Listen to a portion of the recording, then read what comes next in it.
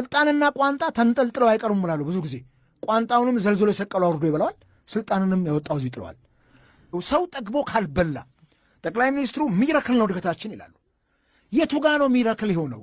የድሃዋ አንጀት ውስጥ ጠብ አድርጎ ልጆቹን አጉርሶ ማኖር ካልቻለ የቱ ጋ ነው ሚራክሉ? ሚራክል ነው እኮ የሚባለው እድገት የሰዎችን ኑሮ እኮ አሻሽሎ ነው። እድገት ካለ የእያንዳንዱ ዜጋ ኑሮ መሻሻል አለበት። ኑሮን የዜጎችን ኑሮ ያላሻሻለ እድገት የቱ ጋ ነው ያለው?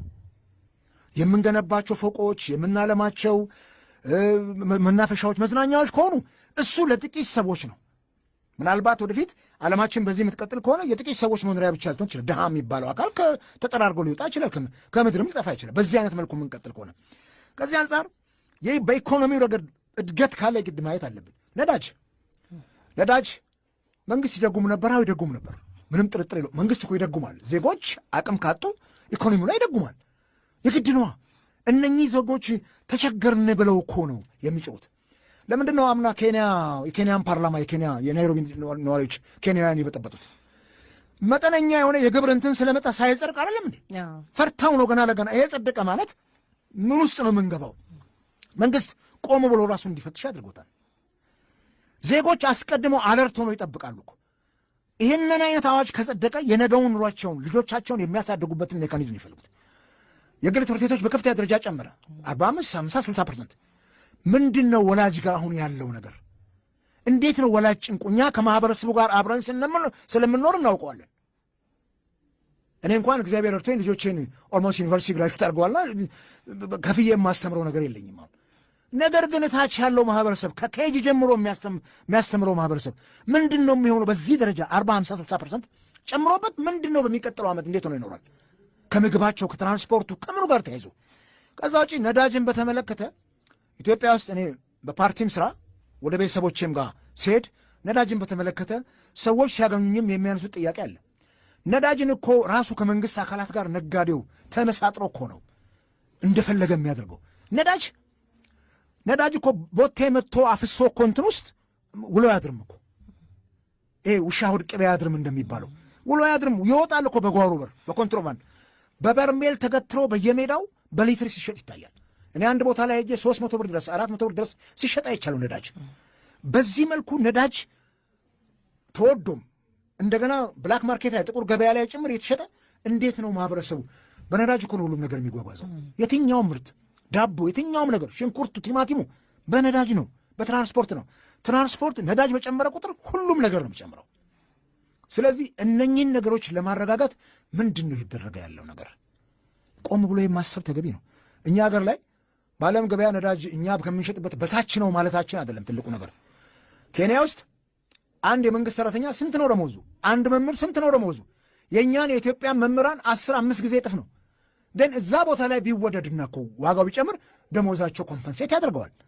እዚህ ከጆራፍ የሆነች 2 ዲጂት የማትሞላ ደመወዝ የተከፈለው ሰራተኛው በዚህ ደረጃ ከሌላው ዓለም ጋር ነዳጁን ዋጋ ማወዳደርም ተገቢ አይደለም። እና መንግስት ነዳጅ ላይ አጥብቆ መስራት መቻል አለበት። በተለይ ኮንትሮሊንግ ሲስተሙ በጣም ባለፈው ታውቂያለሽ ከጅቡቲ ሲመጣ ስንት ቦቴ ነው ጫካ ውስጥ ተደብቆ ተያዘው።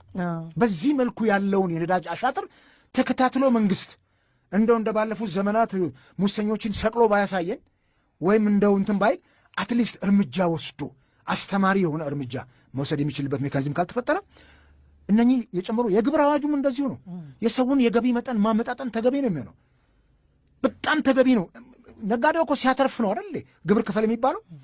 አቅም አጥቶ ነጋዴው ማትረፍ የማይችል ከሆነ እኮ ድርጅቱን ይዘጋዋል፣ ዘግቶት ይሄዳል፣ በቃ ወደ ሌላ ስራ ይሄዳል። አቅም እስካለው ድረስ ነው። እና የነጋዴው አቅም ሲጎለበት፣ ግብር ከፋዩ አቅሙ ሲጨምር ለሀገርም ግብር ይከፍላል። እነኚህን ደግሞ ከቢሮክራሲው የጸዳ መሆን አለ። መንግስት የራሱን ጓዳ ይፈትሽ። ሙስናው ተንሰራፍቷል። ጠቅላይ ሚኒስትሩም ብዙ ጊዜ በብዙ መድረኮች ላይ ተናግረናል። ሙስናው ከፍቷል በጣም። እቺ ሀገር ሙስናው ተብትቦ ይዟታል። ከዚህ ካልተላቅን በስተቀር ግብሩም እኮ ሙስና አለበት። ብዙ እኮ እንሰማለን። የብዙ ሰው ሮሮት እንሰማለን። እናንተም የሚዲያ ሰዎች እንሰማላችሁ፣ እኛም የፖለቲካ ሰዎች እንሰማለን። ከዚህ መላቀቅ አለበት። አንጡራ ሀብታችንን መሬት የተፈጥሮ ሀብት ነው፣ የማይጨመር የማይተካ ነው። መሬት እንዴት ነው አሁን የከተማ መሬት በተለይ እንዴት የተሸነሸነ ያለው? የለበትም ወይ እንትን በከፍተኛ ደረጃ ሙሰኞች በክልል ደረጃ ያሉ ትልልቅ ባለስልጣኖች ጭምር ስማቸው ሳይም በተለያዩ ነገሮች ምንድን ነው ያንን ማጣራት ያቃተው መንግስት? በጓሮ በር ብቻ እያሰረ ምንም ትርጉም የለውምና አስተማሪ የሆኑ እርምጃዎች መወሰድ አለባቸው። የኢኮኖሚው ያመጣቸው ጥያቄዎች እንግዲህ ምራል መንገድ ላይ ያቆሙ መኪና ያቆመው ገሎ ይዘርፋል። በጣም የሚያስደንቀውና አስፈሪ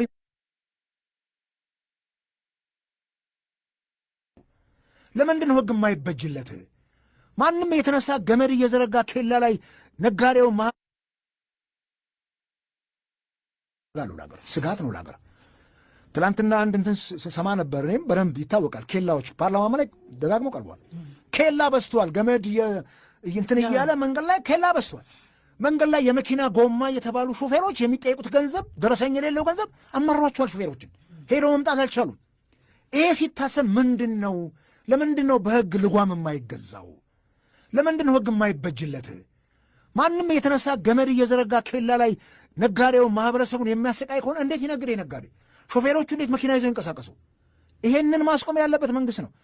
ትውልዱ እነዚህን ነገር ካየ እሱም አንድ ሁለት ነፍጥ ይይዝና መዝረፍ ይጀምራል። መንገድ ላይ ያቆሙ መኪና ያቆመው ገሎ ይዘርፋል። በጣም የሚያስደንቀውና አስፈሪው ነገር ወደፊት ከተማ ውስጥ ጭምር ገሎ የሚዘርፍ አካል ይፈጠራል።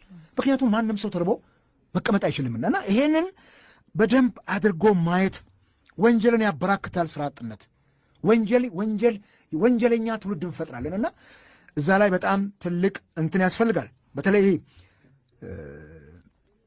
ሰላማዊ የሆኑ እንቅስቃሴዎችን የሚገቱ ወንጀሎች እየሰፉ ሲመጡ ለትውልዱ ለምሳሌ ከሌላው የኢትዮጵያ ክልል ወደ አዲስ አበባ የሚገባው እኔ ምርት ዜጎች ያን ምርት እንኳን ገዝተው ገበያ ላይ ቸርችረው ኑሯቸውን እንዳይደጉሙ ዛሬ በየመንገዱ የሚደረገው ዝርፊያና በየመንገዱ ያለው የሰዎች ግድያና መታፈን መወሰድ አደጋለሁ። ጦርነትን ማቆም አለብን፣ መቆም አለበት። ቶታሊ ይሄ አገር ውስጥ ያሉ ኖት ኦንሊ አማራ ክልል ላይ ችግሩ ገንግኖ ኦሮሚያም ችግር ላይ ስለማይወራ እንጂ አለ በየቦታው።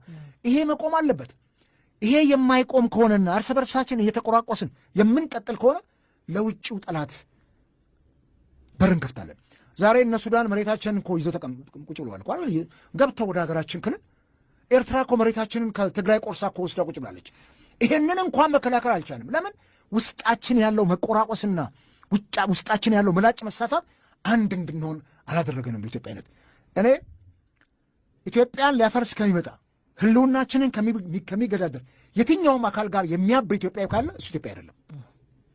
በጣም ጥንቃቄ ልናደርግ ይገባል። አገር ከሚያፈርስ አካል ጋር አብረን ተባብረን አገርን የምናፈርስ ከሆነ ያደጋሉ። ቆም ብለን እናስብ። የትኛውም መንግስት ዘላለም ስልጣን ላይ አይቆይም። ስልጣንና ቋንጣ ተንጠልጥለው አይቀሩም እላለሁ ብዙ ጊዜ።